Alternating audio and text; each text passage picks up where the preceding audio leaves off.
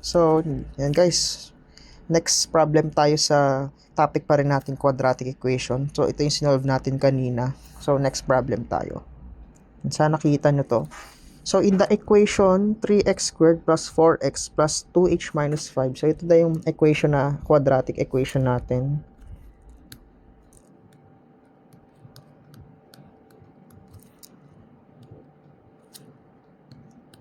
So, meron na tayong quadratic equation na 3x squared plus 4x plus 2h minus 5 equals 0.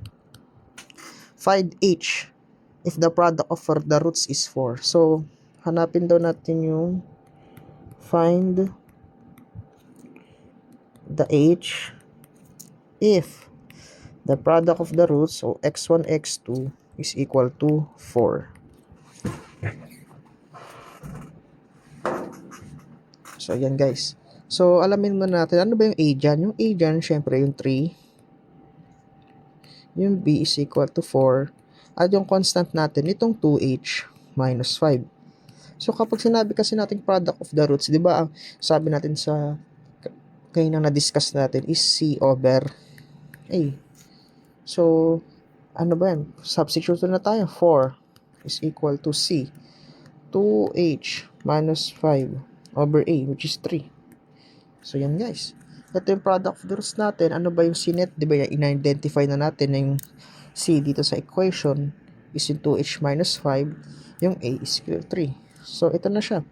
So, simplifying na lang. So, magiging 12 is equal to 2h minus 5.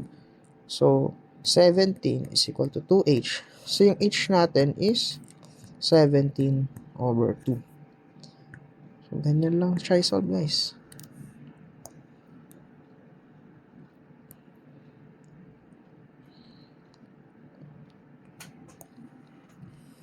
So, dito sa choices, I believe ito siya.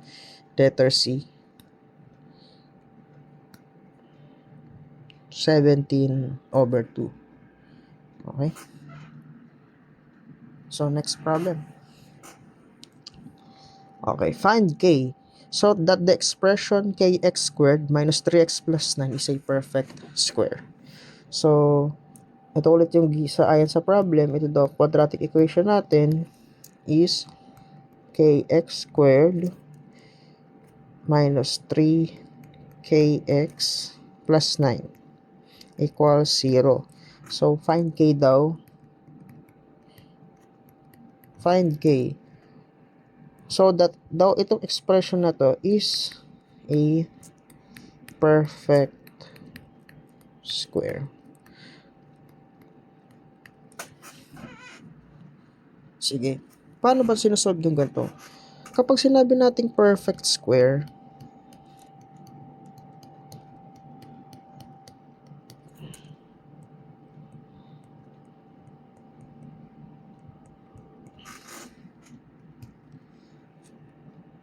ang roots niyan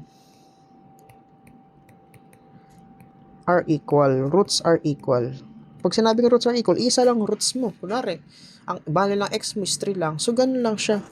Paano ba natin masasabi na ang roots are equal? Di ba base pa rin sa discriminant? Kapag daw ang b squared minus 4ac is equal to 0. Or, simplifying, b squared is equal siya sa 4ac. So, ganyan natin masasabi na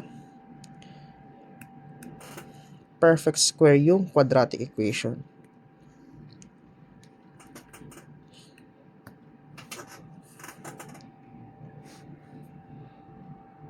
So, solve natin to. Alamin ulit natin. Pag A, bali yung A niya is yung K.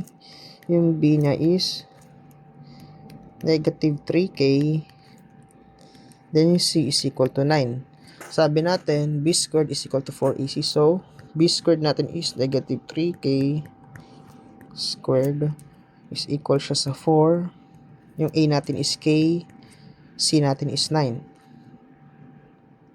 Tama. So, magiging 9K squared is equal to 36K.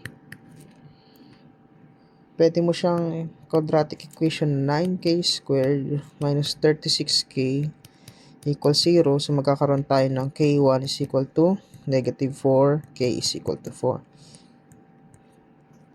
So, wala naman sa choices sa negative 4. So, ito i-adapt natin sagot.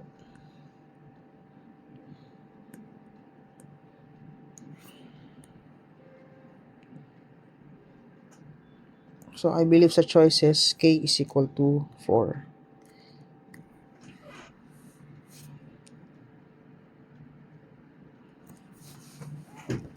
Tandaan nyo lang to palagi, guys.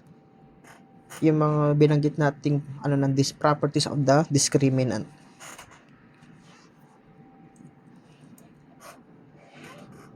So, ayun guys, next example tayo.